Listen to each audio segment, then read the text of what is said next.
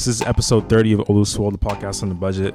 I'm excited to welcome our guest. He is a formidable defender, probably one of the funniest people I know. Baba, what's good? I'm good, bro. How you doing?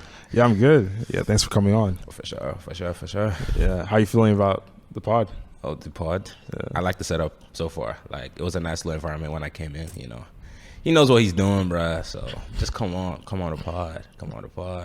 Yes, sir. Oh, for sure. Yeah.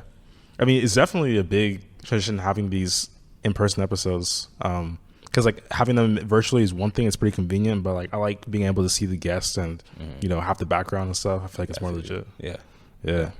But starting off with you know, both go to Penn. I think I met you freshman year, sometime in April, I think. I think so. It was like, yeah, definitely like we're already kind of midway through the semester almost. So definitely like April time. Yeah, that's March, true. April, yeah. And like, what's it? I know you have two older siblings at Penn, and you're the youngest. Yeah. So it's like, you know, 3 for 3. All y'all. I'm saying, yeah. It's pretty crazy. Like that's pretty impressive. Okay. Like, what was that like having two older siblings come here? I guess my older sister graduated like the year I got accepted. So like we were never in school at the same time. But obviously like just a lot of guidance they gave me on how I should like maneuver through school and everything. But my second older sister, so she's younger than my older sister. I was a freshman when she was a senior. I know, and that was really fun because she was just taking me around like Philly and everything, and I was just like hanging out with her sometimes. It was just a good experience, like I don't know, to have somebody that like I guess, and knows like they've already been through every step of the journey already, and they can just like guide you and assist you. So it was just fun, like being around and having my sister around with me. Yeah.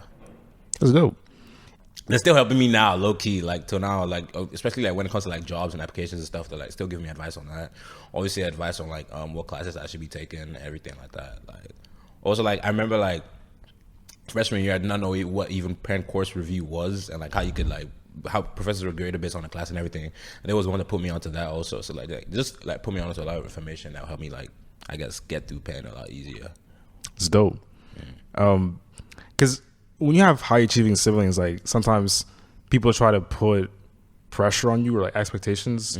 Did you just see when you saw your older sisters be super successful?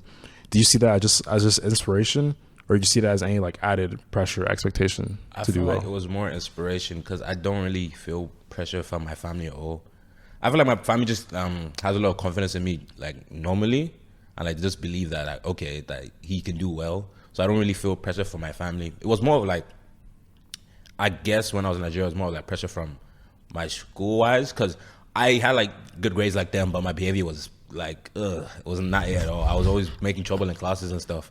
So like I was being compared to them on that level, but I never really felt pressure. Like every time I saw them doing well, I was like, okay, like they're my siblings, I'm inspired, I can do that too also. So that was basically what it was. I never felt like pressure from having high-achieving siblings. Because, you know, I was high-achieving myself, so I was like, it is what it is at this point. Sir, I've always said he was nice with it.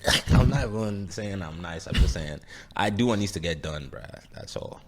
That's fair. So yeah, I definitely, I totally agree with you because my sister like goes to is a senior at Yale right now, and I remember when I was applying to colleges and stuff, people were like, "Oh, no pressure, dog," and it genuinely wasn't any pressure. It was just like, "Oh, well, if she can get into a good school, I can." It's inspiring and it makes it more achievable for me because like I come from the same family. So low key, like I didn't even like really like care too much about whether I was in an Ivy League school or not. Like that was not really my focus. I was like, as long as it's a top school, as long as it's a decent school, like I'm fine with whatever happens in my life, but I'm good to life. That was like my mindset throughout the whole process until like probably like the end where I was like, okay, I want to go to Penn now. Like, you know what I'm saying? Yeah, that's just the way it was. That's fair because you see a lot of people who, at least who are high achievers saying like, oh, if I don't get into a top 10, the world is gonna end and it's gonna combust and like I'll never be successful. Like that's not really the case. No. Yeah. Like you said, like I was never enamored with the Ivy League. I only applied to I think 2 of them because they're good schools. I was genuinely interested in those schools, but I didn't apply to like 7 or 8 of them because I didn't want to. Just wanted to go where I wanted to go. So you're from Nigeria. Yeah. But you're also from the A or from Tallulah Falls. I'm not from Tallulah Falls, bro. Oh. You can say I'm from Nigeria, I'm from Atlanta. Yeah, that's cool. I just went to high school in Tallulah Falls. I do not claim that place, bro. Not at all. Not at all. Why not? Cause like there's no place to claim. It's just like backwoods, bro. Like there's nothing there. It was a school, like a Walmart, like some restaurants over there. Like wasn't anything too crazy. I only spent there. I was there like obviously for 4 years, but like I never really felt any attachment to the place itself. Mainly just to my friends that I made there. But like Atlanta, I live there, I have a home there, so I feel like a lot more attachment there. But there's also a lot of people that I grew up with that live in Atlanta right now because they moved from Nigeria. So like I just have a deeper attachment to Atlanta than any other place, I guess, in the United States. So that's just the way it is. And you're from Lagos in Nigeria? Yes, I am. Yes, sir. Yes, sir. 234. Yes, sir. Yes, sir. Yeah, shout out to 234. I'm saying. I'm on Niger. Come on. I'm saying. Let's go. What was it like moving from? How old were you when you moved to the VA? When I moved to Georgia, I think for high school I was around 15. I remember. But like we used to go to Atlanta like over summers and stuff. So it wasn't like I have not been like in Atlanta before, in Georgia before. But I fully moved to high school when I was 15, and it was just weird. Like the change was like so drastic, bruh. Like I don't know.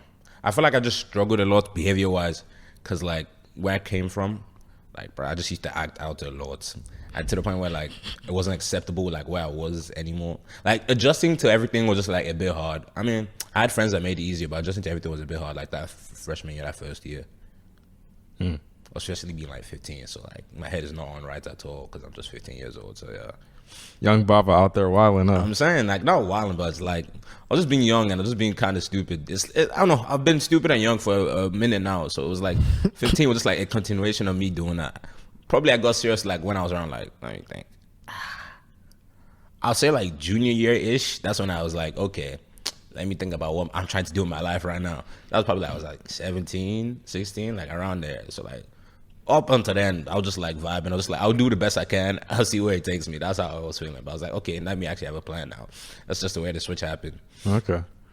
And what do you think there was a certain? Because you said there was a switch. Like, do you think there's a certain reason or push that made you want to make that change, or did it just kind of happen naturally?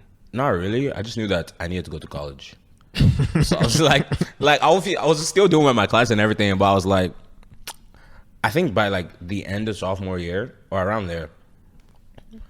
I started thinking about, okay, like if I'm trying to get into colleges at this point in time, I need to definitely ramp up like what I'm doing, like extracurricular wise, all that sorts of things. Like I definitely need to put in a lot more effort, I guess. So like that, like second semester, sophomore year, junior year, senior year, like obviously like I had to kick it in. So that's basically what was happening. Like freshman year was the time I was like, I'll just vibe and see what happens. This is new. Let me not like, overwork myself. I didn't know what anything was going on. I was just like, I'm gonna sit back and learn. First semester, sophomore year. That was like when we had a school trip, and it was such a good trip. And sophomore year was low-key the easiest year of my life I've experienced so far. Like I was so happy sophomore year high school, but then junior year, you have to get serious. So that's basically what happened. Why was sophomore year so fun? What'd you guys do? There was like a whole school trip. I went to like Charleston. What's Charleston? I'm not sure. I think South Carolina. And it was like we had a hotel-ish place along the beach, and like bro, you could see the sunset and sunrise, and it was like during a decent time, like where the weather was still decent. It was like transition from like summer to fall type of time. Okay. It was kind of cold still, but it was just so nice, bro. It was just such a pleasant year, bro. Like I really had no stress from school work. Like school was like easy too. Like I wasn't taking any of my like college or like them kind of advanced classes yet, so everything was just chill, just a nice time. It was a movie, huh? It wasn't really a movie. It was just like a break. You know what I'm saying? It was just like.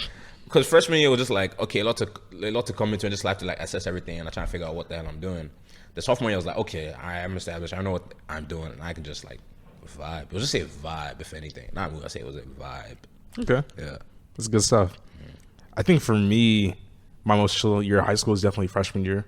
Because like you're just, like you said, you just come in and you're just vibing. Like you're just chilling. Not much to do, really. Just existing. I'm saying. Yeah. That's how it'd be. But I remember at Tallulah Falls. Yeah. Tallulah Falls, a bit of a mouthful. You were playing some good defense on the varsity soccer team. Oh, yeah. So the thing about that even is like, I didn't even like start like starting. I wasn't even a starter till like junior year. That's because freshman year, like freshman year was like when I was leaving from Nigeria was like the time that I was like put on like the school team because I was playing as a defender then, and that's when I was in secondary school. But like then people in Nigeria just on a different level when it comes to football. So like I was like creeping into the team a little bit. So that's where I was. Then like I came here, and freshman year was like I was playing, and I got injured and I stopped playing because like we had to practice every day, and I was never used to that. It was like after school every single day, Monday to Friday. It was like a 2-hour practice, and like in Nigeria it was like two times a week that you practice, right? So and it wasn't like as strenuous. It was like mainly just you like playing football, but like yeah, it was like you running, doing all this like drills and exercises, and you were hardly ever like actually playing a match. So I kind of like got injured and messed up my knee. Then I was like, yeah, bro, I'm not gonna continue this because like this is too much for me right now for me. So obviously that happened. Sophomore year though, like over the summer, obviously I was like, okay, like I'm still trying to play, so I had to like run around my neighborhood and like go to the gym and get serious and stuff. So sophomore year, there was a bit of improvement. At least I was like a sub, so I wasn't starting every game, but like I'd be appearing in games. Oh, and I think did I score sophomore year? I think I scored like one of my first goals sophomore year, but this was when I was in midfielder at this point in time, or like a defensive midfielder around there. I was not a defender yet. Then junior year, that's when I transitioned into being a defender. That's when probably I scored my most goals also as a defender. Like they hate that I always used to go forward, but like it always used to work out. So they're like, chill. I was a centre back, which is weird because I'm a very short individual, but like I'm not a very fast individual. So playing on the wing would not have been for me unless like I really tried to like outsmart that thing. Like if I really tried to be like I give enough space, so like they don't just run past me type of thing. But also I didn't have enough like energy to do all that long. Like majority of my friends that were on the wings were like people that were running long distance, so like they were just used to running back and forth. I couldn't do that. So junior year, that's when I was starting like every game as a defender. It was fun though. Like junior was fun. Like I was like, okay, the work I put over like 2 summers is paying off finally. Then like senior year, that's when I was thinking about senior. Obviously, we were applying to colleges senior year, and I wasn't too sure if I wanted to still play because I wanted to like take time, I guess, to apply to colleges because that was low key a time consuming experience. For sure. And I was like, I don't even know what. I remember I didn't go to the first practice, and my teammates were talking to me about like, oh, just come and play, blah blah blah blah blah blah, and they're talking about what the coach was saying. I should just come. Then I think second practice I went. Right, and I was like, okay, maybe I can do this for now. And I also talked to my sisters about everything. I was like, if you're not sure about it, like make a decision yourself. And I was like, well, that doesn't help me too much then. They were like, if you don't want to do it, don't do it. If you want to do it. I was like, bro, how does that help me? So then obviously I continued. Then I think I was elected captain, and I was like, okay, that's fire. So that was fun actually. And like low key, like it was a decent season. I'm not going to lie. Like I enjoyed myself. It was like all the seniors on the team were obviously my friends because I was a senior at that time. So just like, let's say pleasant time because all my friends were like on the same team as me and everything. Like we were, like when we were winning, it was pleasant. When we were losing, I hated that. But like everything was chill at the end. That's dope. Yeah. You mentioned that the work you put in over the 2 summers like helped you to become better.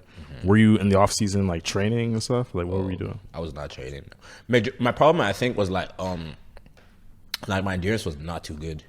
Like my endurance, like when I'm not in a game, I feel like when I was in a game and I'm an objective, like I really didn't care. Like I would just try my best. But like when I'm outside that game, I really don't care too much. Like it's not as important to me. Like practice, like so I was like, alright, cool. Like obviously, like if outside practice, I'm not like trying my best. Obviously, like that's a fault somewhere. So I was like, okay, my endurance is kind of bad. So I'll just be running like every day in my neighborhood, like around. Then like I had a neighborhood gym that was like a mile away from my house, so I just like run there. Then I also work out there because I had to get strong a little bit. I had to put on some muscle. I had to get in the gym and get serious. I couldn't just be being bumbled around on the football field. So that was basically it. Also, like I was also trying to like make my knee better, so I was also doing a lot of like stuff to improve my legs and everything. It was just a journey, bro. I mean, it turned out fine. Like I enjoyed myself. Like I don't regret it at all. I don't know. Yeah. Sounds like a dope experience because I played a little soccer in high school, but like just freshman year, I was like on the B team as a defender. they put me. I was on the wing, even though I'm not fast and I have no stamina. I was just like running, like getting laps on the pitch, like hardly touching the ball. But when you were in defense, like, did you ever feel? I don't know how good your team was. So, was it? Oh, you guys weren't good. I would say we were very mid. Okay. Like, I mean, it depended on the years.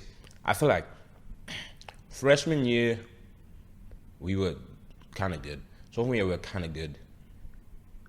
Junior year we were kind of good, but not as good as freshman and sophomore year.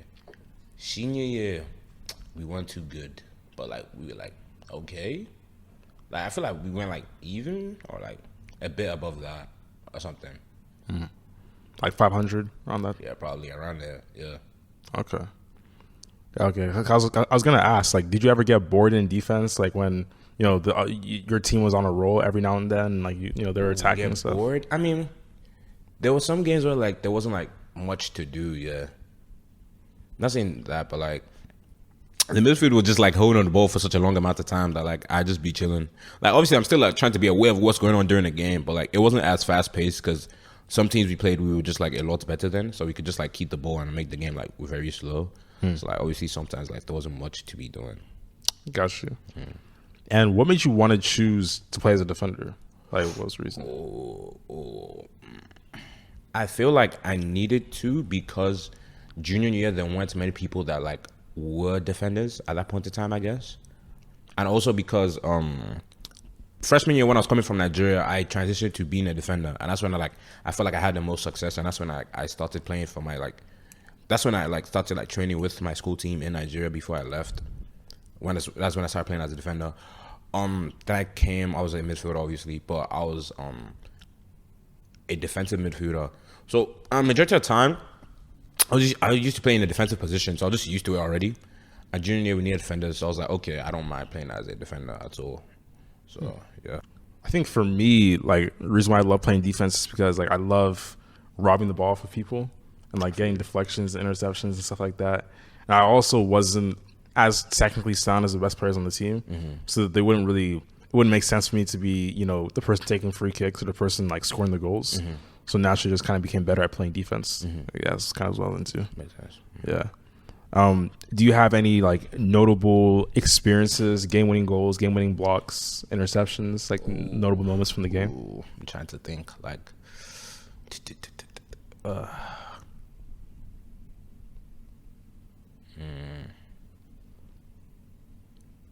I mean, not really like game-winning, because like this is so long ago now. Like it's almost more than 2 years ago that I played.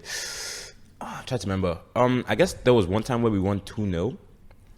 And I just remember it because like it was both center backs that scored that game. So it was me and my friend. He scored the first goal he scored. He scored a free kick and it was crazy. Like we were going so crazy. Then like the goal I scored was like obviously I played the ball from defense. I played to midfield and like they were going on attacking right. So I started running forward, and I told like one of the midfielders like just cover for me right. So I started running forward, and I felt like I was the only one like around the box at that time, right? And like somehow, some way. So he like the attacker shot the ball, defender tried to clear it, and it just came like right straight to me. I was just like in front of the goal. I just like passed it in. It was just excellent, bro. Because I ran out of the way. It was too much of a nice time. It was a pleasant match. After that, like we were just chilling. Like nothing too crazy happened again. So like. It was a nice little, 2-0 victory, clean sheet. Like everything was good. I just remember that day especially. It's nice. Nice little finesse shot right there. I'm saying. Yeah. When you were, because I remember you were one of 3 varsity captains senior year. Yeah. So when you were a captain, like, was there anything that you did to like lead by example? Oh, I mean, already being a defender, you are, because you have to scream. Like, low-key, that's why I didn't like being a defender too much. Actually, I did like it. It's the fact that, like, obviously, as the center back or one of the center backs, you have to hold the line as, like, offside and all those types of things. So, also, when your team is pushed up, you have to fill in the gap in between, like, your team being pushed up also. So, there's not much space in between, like, the midfield and defense or attacking and defense. So, a lot of it is just, like, you screaming at people to, like, all right, let's get into position, let's do this, let's do that. Like, if you go down, you're like, all right, it doesn't matter, let's go, like, stuff like that. It's just, like, a lot of things just had to do with, like, a lot of, like, encouragement, I guess. That's just a major thing about being a captain at that point in time. But like I also used to get very angry at people. Like, I mean, depending on like what happened, but like when we was winning, I was a very happy man. When we're not doing well, I was just like kind of angry. So I was just like, but you know, it's just the way the game goes, I guess. Yeah, the way life goes. That's how it be. Man, singing some Uzi. I'm crying. Uzi, not again. Come on. Yeah. Uzi, not again. Nah, that song is so fire, bro. Oh my god, that song is great. Yeah, man, that whole album, like, I think it's what is it? Wait, Post Love? Is it Love is Rage too? I think so. Yeah, I think it is. Yeah, that's fire. It is very, very cool. Speaking of football, I know you're an Arsenal fan. Yeah. Apologies in advance because I mean you're an Arsenal fan, so I kind of feel bad. I feel a little pity. Okay. Arsenal at mid-table. I mean they're number 4 right now, but what team do you support? Chelsea. That's very typical. We're a little better. Yeah, a little better. Whatever you say. It's not even that. It's like low key, like being an Arsenal fan made me stop like wanting to watch football for a minute. Let me explain why though. Because like not just that and other factors too. Let me explain why though. Because when I was in Nigeria, I used to watch football like every time a match was going on, I'd be watching with my dad. I'd be watching with like my friends. Once I moved here, the time difference was just too much for me, bro. It was like I had to wake up at like 9 a.m. to like watch matches, and I was like, at that point in time, I was waking up at 9 a.m. to like watch Arsenal. That's when we were like coming 8th and 9th. So I was like, I'm not going to be waking up every day to be watching us lose, bro. Like every Saturday, I'm waking up to watch us lose. So I was like, okay, I'm going to stop watching.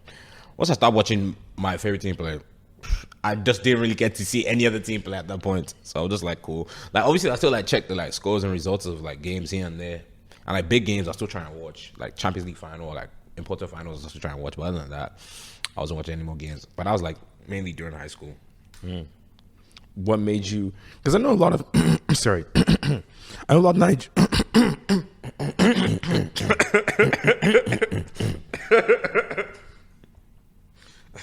Wish I brought water. I know a lot of Nigerians are, Arsenal, Chelsea, Man United fans. What made you want to be an Arsenal fan? Was it a family influence or just like nothing? Actually, it was just natural because my dad was an Arsenal fan, so I was just watching games with him. Then all of a sudden, like I was 7 and I was an Arsenal fan. I just kind of how it happened. Like I don't fully recall like how it happened. I just remember that it happened. If that makes sense. So you don't have a villain origin story; it just kind of materialized. No, not at all. Like it was my father watching the games. Then I started watching the games. I was like, I guess I'm an Arsenal fan now. That's basically how it went. Yeah, same thing for me. It was just growing up. My dad would be watching Chelsea. It was always the blue team versus some other team. So I was like, I'll support the blue team. That seems cool. So yeah, that's how it came to me. Yeah. Moving away from that though, I know you listen to a little bit of music. Pierre, all that. You listen to Sofela?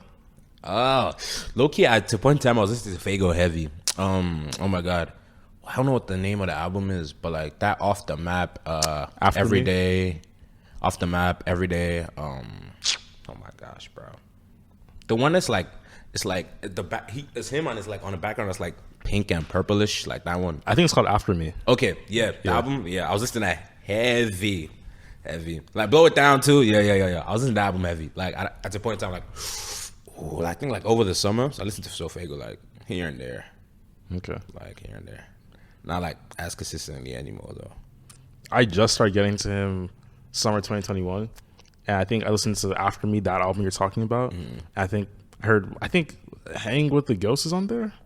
Or Let the Girl Slay. Yeah, I that's so too. Yeah. That's all this fire. Yeah. Yeah.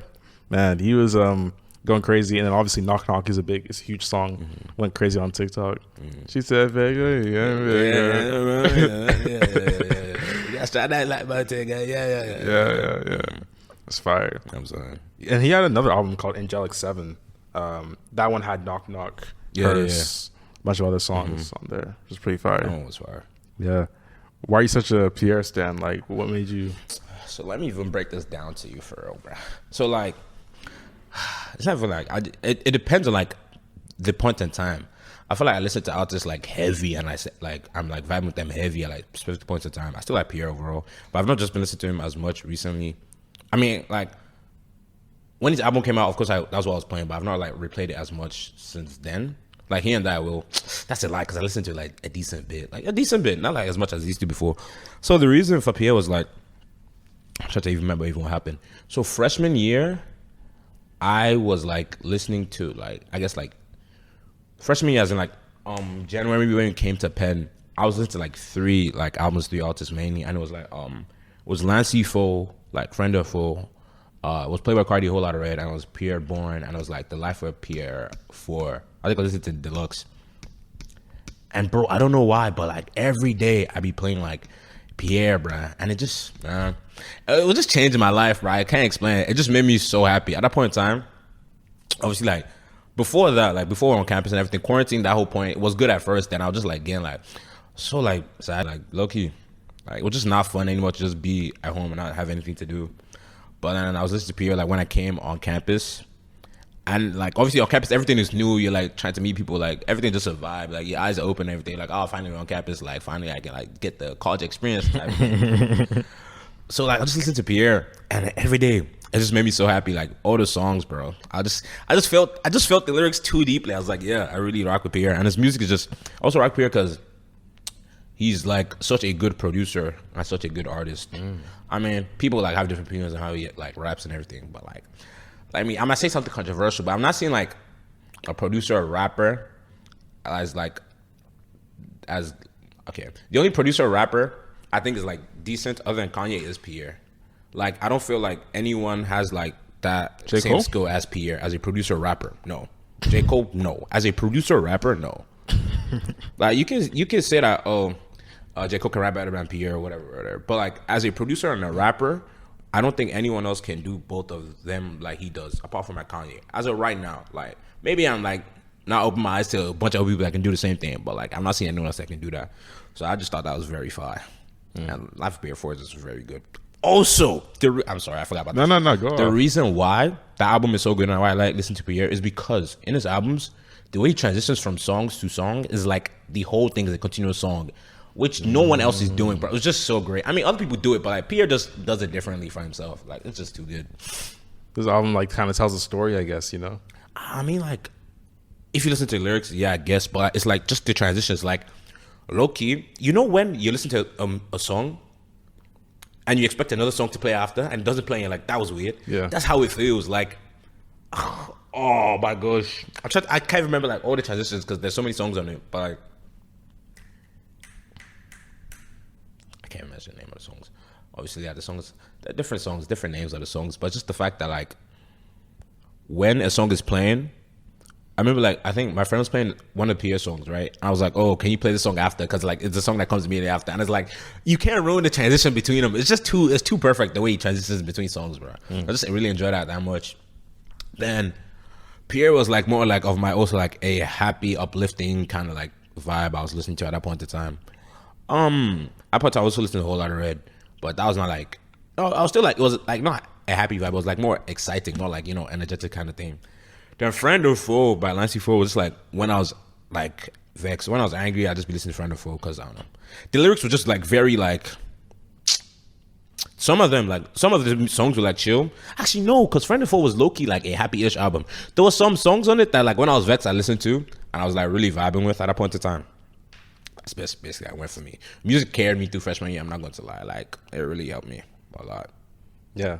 I definitely agree with you on the last part because like you said, we don't really have that normal experience. So I was in a dorm by myself in the middle of like nowhere, right? So yeah, just vibing to music, listening to a bunch of artists. Like that's what I was doing really. And then starting this podcast. But Pierre's a young dude, right? It's pretty how old is he? Yeah. I'm trying to think. I'm not sure how old he is, but I know he's like probably like 25, probably around there. He's definitely not like in his late 20s yet. He's probably like mid 20s. So like he's relatively young, yeah. Yeah, for real. Making waves. I'm sorry. I listened to a whole lot of Red, like most of it, but I was like, I just wasn't really that big of a fan, to be honest. Nah. I like Sky, but after that, Sky I is was fire. like, yeah. It was like very controversial when it dropped, but I was just gassed. I just like music that's like, you know, like gets you up. So I was just gassed when I listened to it. Okay. Are you a vamp? No, I will not go that far. It depends on the time you catch me though. Like during that like Hold On Red time, I was really geeking. I was really feeling it, the music at that point in time. Like I have to remember like that December time to like January, around there when it was like dropping and still new. Oh, I remember when it was February 1st. Oh no, hold on. I remember when it was January 1st. I was like, wake up, it's the first of the month. Yeah. So like at a point in time, I was really feeling that whole roster. Like, I was really into it. I mean, obviously, like I listen to it here now and again, and I'm like some songs off the album, and I'm like, I still enjoy this. But like at that point in time, I was like really deep. Like, I was like, yeah, this is my vibe. This is who I am now, kind of thing. You were like leaning on walls and like levitating and all that. I wasn't really because I wasn't really doing all of that. Like some people taking it a bit too far. I was just really enjoying the music, and I was like headbanging. Some people were like doing a whole lot of strange stuff. Like I don't know, bro. Like I don't know, like that whole trend where people start like attaching themselves and everything to like they be like on scaffolding, like holding it, like just doing all this like Spider-Man pose and everything. And I'm like, bro, and I'm like, bro, this is kind of whack. Like just enjoy the music. Don't gotta be weird about it. Like what the hell? Yeah, for real. It's like Carti stands or Carti stands, bro. Like people say I'm a Carti stan, and I don't think I am. Like I like Carti's music, but I also like the music of lots of other people. That are Carti stands I've seen, I'm like, bro, what is wrong with you? Like, just something like his stands be posted sometimes, and I see it, I'm like, what is wrong with these people? Low key, people can say that about me too. So I don't even know for real. Like, it just depends on how you see me, I guess. Or you see Carti fans, or if you consider, because I've seen like Carti stands. I think I like Carti stands, and I'm just enjoying Carti's music. I got you. But doing a whole lot of red time, like if you call me a Carti stan, I'd be like, you kind of right. Okay. Yeah, he definitely has a very loyal fan base. He does. Moving to the Oluswole Bowl, it's part of the podcast where we ask you some off the cuff questions. So, first question is: would you rather receive $5 million today or $45 million in 10 years? In 10 years. Why in 10 years? Like, just it's a long-term time frame. Like, you got the $5 million. It's just making the distinction between the $5 million right now and the $10 million, the $45 million in the future. Like, yeah. Okay. So how old am I right now? Right now I am 28. 10 years. 10 years. I'm 30. 45. Oh, then I be 30, under 30 for the little Forbes thing. Yeah, they put me on Forbes. Hell yeah. Let me even say, probably 45 million because there's more money. I don't know if I had 5 million right now. I don't even know if I would use it wisely. Probably 45 million like later on. I mean, 45 million is more than 5 million, but like still, that's in 10 years. Probably 45. Like it will give me something to look forward to, like when I'm 30. You know what I'm saying? Yeah, for sure. Yeah, and especially if you're doing something you don't like at that time, you can just easily exit. You get that 45 million. Mm-hmm. Yeah, that's what I was thinking. I mean, I was kind of torn because, I mean, 5 million now you could probably flip it into something crazy. Yeah, like something very crazy. Like I don't know, especially like the way the whole what's the thing? You know, I'm not one of them investment boys. Like I'm not all that NFT, all that what's the thing called Bitcoin. I'm not all that because I don't understand how all that be working. So I'm like, let me just because I remember my friend used to invest. Like my friend used to invest in that thing, and like he was like one day he woke up and he was like, I'm a billionaire. Next day he couldn't even like sell anything. And I was like, bro, how can you make money off it? And they're like, hey, bro, you can't sell any of this. So I was just like, okay, it was just mad confusing to me. But I feel like if I understood it better, that 5 million could definitely turn into something crazy like in 10 years. Like, Now I'm still picking my 45 million. I'm just go with that because that 5 million to go to turn to zero in 10 years. So yeah, that's true. Could go up, could go down. I'm saying that's facts. And the second question is, what do you value most in a friendship? Oh, going deep.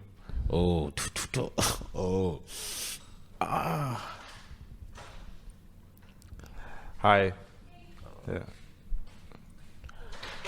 I guess I say I don't know, trust, I guess. But it's weird I say trust because I don't really like trust a lot of people. And I make sure I don't trust a lot of people. But like, I don't know. The feeling that like whatever situation like you got me, like I value that, I guess. Also, I guess like also like consideration. You know what I'm saying? Having other people like in thought, like when you act, and having other people like in mind based on your actions. Like just considering other people's feelings. I guess that's also an important one. Yeah.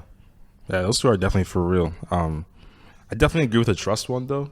Like, even though it can be hard to develop that trust with someone, like once you have that, like I really value that a lot. Same. Yeah, and yeah, being considerate, that's also really important. Good answers. And then lastly, would you rather listen to your least favorite song for the rest of your life, or have to say the "you" from Crank That every time you say the word "you" for the rest of your life? Wait, is the least favorite song the only song I can listen to? Yes. Oh my gosh. It's the only song I can listen to. Yeah. Like anytime I listen to music, that's the only thing I can That's the listen only thing you can play. Yeah, bro. I might have to do the "you" for the rest of my life. Wait, but like I'm like 90 years old doing that. You like, oh, nah, that's embarrassing though. Hey, you're just being I retro. might have to do the "you" because I can't listen to like one song for the rest of my life. I can't do that. Yeah. So yeah. Yeah, you'll be the 90-year-old, you know, like The retirement homes, I'm like, nah, that's lame. That's so whack. Oh my god. taking it back to the 2000s. I'm saying at that point in time, nobody will understand what I'm doing. Just think I'm having like a disease because I'm an old person. Not going to lie. Like no, like I'm trying to think about it. Like 90 years old is how much from now? That's 70 years from now. I don't think anyone will record that whole "you" thing. And I probably when I do it and someone records it, I'm like, oh, that's why. And I was like, yeah, thank you. That's probably what's gonna happen for real. Some other old individual will recognize that I'm doing that and be like, oh, it takes me back. And I was like, so does it to me. You know what I'm saying? Yeah. But like, I'd be like, oh, you know, look, I'm forced to say this. Yeah. Really recognize it's real. That's You know how what it I'm would be. saying? Like, it'd be fun though. Yeah. To be old? I'm not sure. I don't think I want to be too old. I want to just be old enough. Old enough to see everything I want to see. Why is that? Because like at points I'm just like, I guess I'm done. Because I don't want to be too old to the point where like I don't enjoy like life anymore, I guess. But like I don't even know what the hell that looks like because I'm still young. Like I'm just talking in like I'm talking in what's the thing called where like scenarios that don't even exist. Hypothetical? Yes, I'm talking hypotheticals right now. Like I don't know what the hell's going to happen. I don't even know how even that feels. You know what I'm saying? So right now it's just vibing. It's definitely valid because like you don't want to be to a point where, I mean, I can't speak for everyone, but if it's a pain to like be just to exist, That's then what I'm saying. you know, for maybe you don't want to be in a situation anymore. You know, so yeah, I don't know how that's gonna look like. I wonder how we're all gonna be like 10 years from now. Just like everyone from here that I've met, like what will we be doing? Where will we be? How will we look like? I don't even like thinking that far ahead. I'm not going to lie. I just really want to enjoy like myself right now. That's fair. Yeah, live in the moment. I'm saying. Live while we're young. I'm saying I'm trying to, bruh. It's hard to like not think about the future because like it's the future and it's going to be your present at a point in time. So it's hard not to, but like still you just have to push that to like deep back of your head. Yeah, I heard this quote that's like, men make plans and then God laughs because like you don't know where life is gonna go. You know At what I mean? all. You really don't actually. Yeah. Just hope that like wherever it goes, it's like beneficial to you, I guess, and it's like the best thing for you. That's all you can really hope. For sure. Yeah, so this marks the end of the podcast. Thanks, man, for coming on. Oh, for real. Yeah. Well, that kind of went by fast, lucky. That was very fun, actually. I really enjoyed that. That was nice. That was a nice, pleasant moment right there. Yes, sir. Yeah. Glad you enjoyed it, man. Of course. Yeah. Oluswole's on Spotify, YouTube, Apple Podcasts, Google Podcasts. We're on TikTok, Corvette. Thank you guys for listening. Peace. Peace.